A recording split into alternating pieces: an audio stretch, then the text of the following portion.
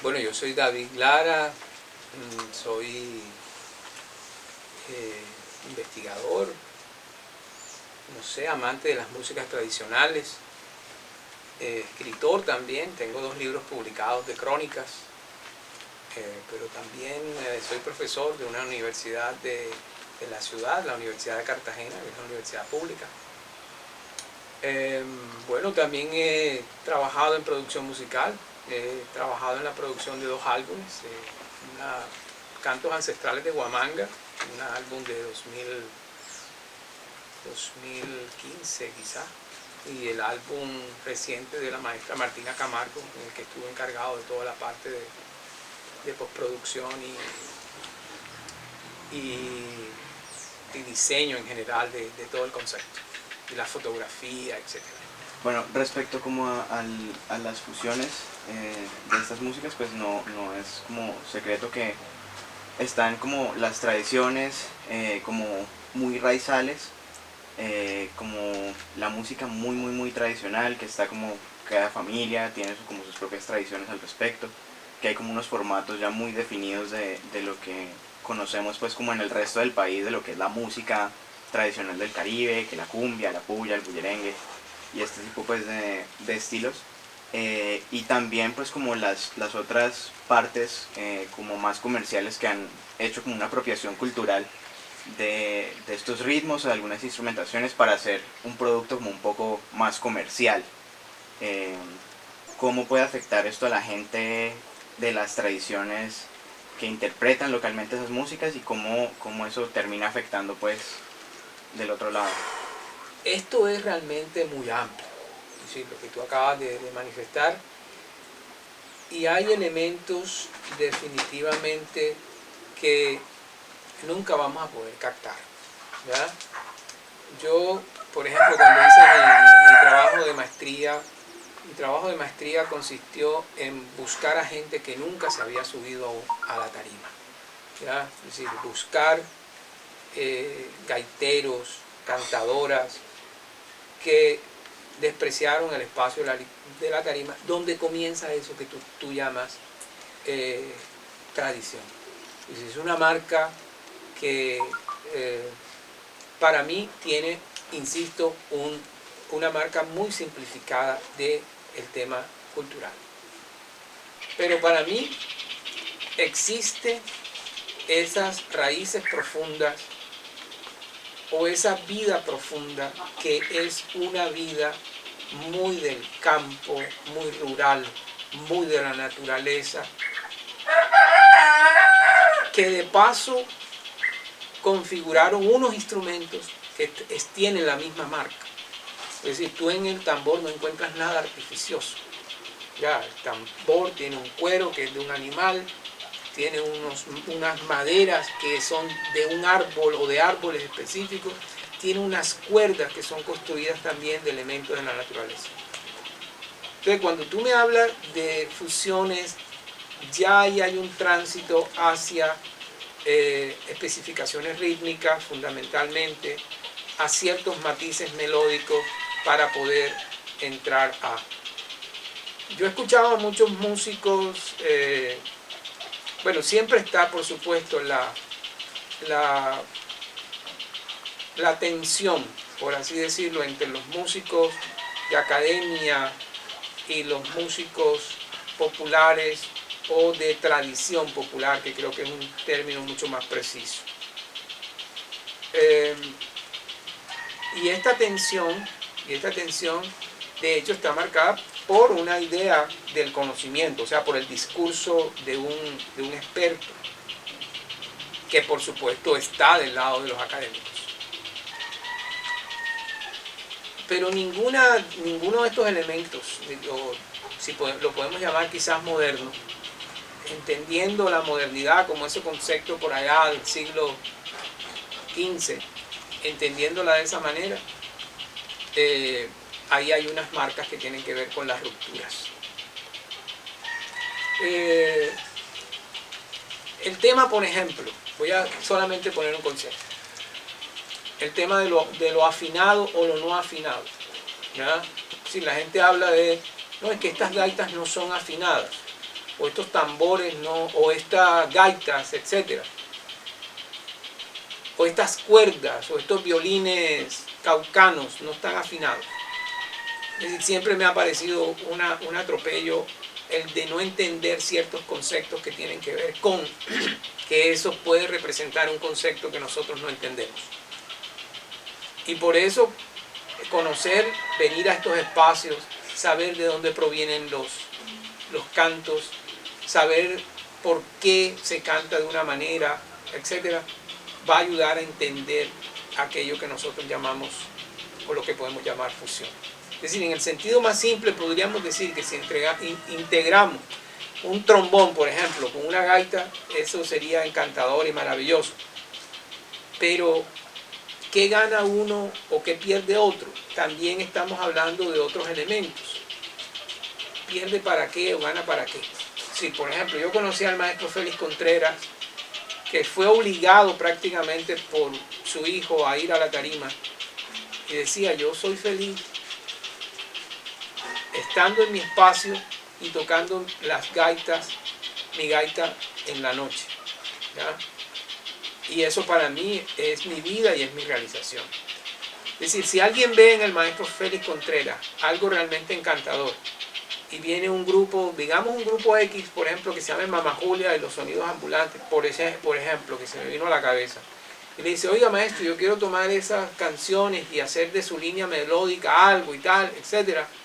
Me parece que la riqueza está en que eso que el maestro crea en su más absoluto contexto es transformado en otro lenguaje, quizás para que otros lo puedan acceder. Aquí lo que queda es ciertas negaciones, que es donde yo voy. Es decir, si entendemos que un músico que realiza una fusión se presenta como el gran creador, realmente está negando singularidades muy propias de ciertos espacios. Los músicos tradicionales, por ejemplo, hoy se quejan de que muchos vienen, cogen y se van, se apropian de y ganan mucho dinero y se van. ¿Y nosotros qué, por ejemplo? Y yo siempre he pensado de qué manera se revierte eso en estos espacios de creación. Ahora, de hecho resulta muy complejo desde el punto de vista autoral o desde el punto de vista de los derechos, o resulta muy difícil desde el punto de vista de las autorías, que es lo que a veces fundamentalmente se reclaman, pero ya estamos hablando de otros lenguajes. Por ejemplo, un compositor tan fabuloso como el maestro Nando Cova, que es un compositor de gaita, que nació con su instrumento al lado de gente como Juan Lara, o, por ejemplo, o el maestro Catalino Parra, que tomó de ellos, no ha hecho jamás una fusión, ni ha dicho voy ahora a traer esto, etc. Y sigue grabando con las músicas tradicionales y hace una música absolutamente bella y absolutamente encantadora. Ahora, cuando yo hago una fusión, cuando yo abordo el tema de la fusión, ¿cuáles son mis pretensiones? ¿Qué es lo que yo busco? ¿Para qué lo busco? ¿Y de qué manera voy a revertir ese uso de esa fusión a los espacios de los que los he tomado? A mí me parece que las mejores fusiones son las que se hacen con personas como las que ustedes grabaron hoy. Es decir, que no sea solamente la extracción rítmica o la extracción melódica o de aquellas piezas que nosotros llamamos de la tradición, pero es que esa tradición pertenece a alguien. Es decir, esa tradición en el sentido más amplio del derecho, esa tradición no pertenece a nadie, pero en el sentido más humano, uno debe reconocer de dónde proviene esa tradición, y todo el mundo lo sabe. Es decir, nosotros sabemos que la tambora viene de ciertos lugares, de las riberas o no de la ribera ya. Sabemos que las chalupas o los chandé o los bullerengues provienen de ciertas regiones, y a esas regiones debemos retribuir el haber tomado esos elementos. Esto es muy, pero muy complejo, porque lo que intenta hacer una fusión es precisamente simplificar aún más la tradición, transformarla en un lenguaje con la idea de pretender algo, mostrar algo, intentar penetrar en un público, que es toda esa duda que hoy tenemos con esas llamadas world music, que nadie sabe realmente qué es. Para mí no puedo calificarla, porque la etiqueta comercial al fin y al cabo termina siendo, termina asesinando desde el punto de vista de la negación a ciertos espacios y revelándose como. Fíjate tú, cuando Carlos Vives hizo aquella famosa canción del maestro Emiliano Zuleta, La Gota Fría, muchos pensaban que él había comenzado a crear nuevas posibilidades rítmicas, ¿verdad? Yo me acuerdo que leí algunos textos de gente de Radio Francia que definitivamente pensaron como la gente piensa. ¿Esto de dónde proviene? ¿Esto de dónde se generó? ¿Cómo así que un tema de pronto se convierte en una maravilla de la música? Pero esto tiene que tener un origen. Sí, esto de dónde viene, esto de dónde salió, qué es lo que cuenta esta historia. Y allí creo que muy pocos de las personas que hacen fusión o intentan hacer fusión y no confusiones van a agradecer al lugar de donde lo tomaron. Por ejemplo, un músico académico no talentoso, un músico académico que no le ha sonado nada en la vida, termina sonándole a alguien algo con algo que se llama La Gota Fría, y tú dices, ¿esto cómo así? ¿Verdad? Entonces, ¿cuáles son los agradecimientos luego de ese sujeto hacia el espacio que lo creó? La academia, o los académicos, o los músicos académicos, yo creo que tienen que curtirse de lo que come la gente, ¿ya? Tienen que curtirse de los espacios donde vive la gente, tomar el mismo agua que toma esa gente, tener los mismos parásitos que tiene la gente para poder después decir, voy a dedicarme a hacer algo. Sufrir un poco, porque es que no estamos hablando de espacios de una vida generosa. Es decir, estos son espacios de hostilidad, ¿ya? Son espacios de segregación, son espacios de olvido, son espacios de negación, son espacios de pobreza, donde la aproximación que tú hagas debe ser, primero, una aproximación desde el más absoluto respeto, y segundo, si vas a tomar algo de allí, por lo menos retribuyen algo hacia esas personas que te han permitido, porque estar aquí realmente es un privilegio. Es decir, que te permiten entrar a su casa, ¿verdad? Y que tú des órdenes sobre la casa. No, ponga aquí, pon el micrófono aquí, quita acá, no, lo hacemos aquí. Tú tienes que primero comenzar por allí, ¿ya? Porque venir a Palenque, tener la posibilidad de conocer a Vanessa, a las familias de Vanessa, no es más que representar un privilegio de una comunidad que tiene una historia mucho más atrás, ¿verdad? Porque de pronto Vanessa hubiese podido nacer allá en Djibouti, pudo haber nacido en Nigeria, ¿verdad? Pero nació aquí, y es la que nos permite llegar a esta casa, comer con ella, compartir con ella. Básicamente respondiste prácticamente ya la mayoría de preguntas con lo que has ido hablando. Solamente quería, pues desde tu perspectiva, que siento que es como un poco más como distinta de estos espacios, y es que vos estabas hablando de retribuirle esos espacios, de reconocer de dónde está sacando esa información y esos ritmos y todo ese legado cultural, pues, que después va a integrarse como otro tipo de formato y como otros estilos musicales.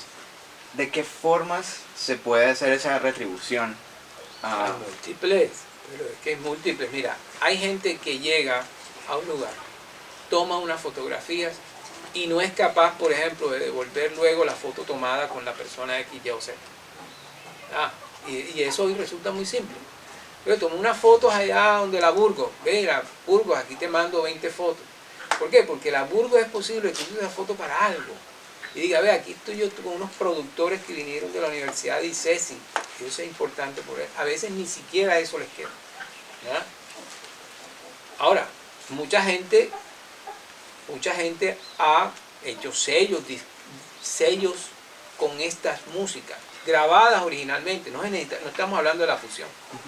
Es decir, mucha gente ha venido aquí, grabado, saqueado, se ha llevado y sigue ganando con estas músicas. Es decir, ¿cuál es la vuelta de este extraer, verdad? Al fin y al cabo estamos también ante nuevas formas de colonizaje, ¿ya? Es decir, estamos colonizando todavía, es decir, estamos extrayendo, no es oro ni es, pero esto que está aquí es realmente mucho más preciado que cualquier material, porque esto tiene un valor de la trascendencia, es decir, esto tiene un valor de un impulso en el tiempo, ¿verdad? Imagínate, yo le estaba contando ahorita a Vanessa que mi profesor de Mapalé, cuando yo estaba en tercero de primaria, fue un tamborero de apellido Cassiani, que no sé dónde anda. Y el haber estado aquí en Palenque, venir cada vez a Palenque, conversar con la gente, representa eso que tú me preguntas. Ahora, si se pueden hacer asociaciones mucho más allá de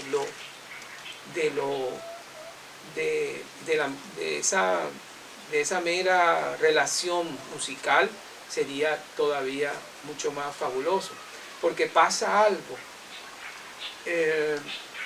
Hoy con el acceso a la tecnología se han abierto mucho más las brechas de esa posibilidad, pero a la vez se abre también la posibilidad de una mejor retribución. Por ejemplo, ustedes lo hacen de la siguiente manera.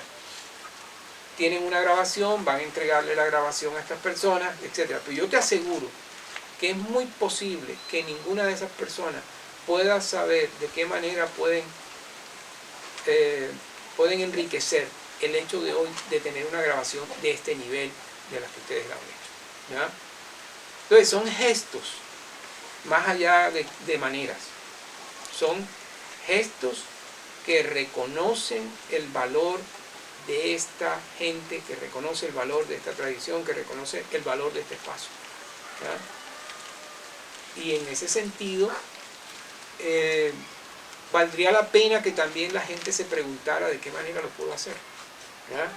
Por ejemplo, si ICESI es un monstruo de la educación privada en este país, pero tiene unos grandes productores, ¿de qué manera yo construyo un proyecto que permita una relación permanente con la gente de Palenque, que me permita a mí, como sector educativo, poner en vida estos elementos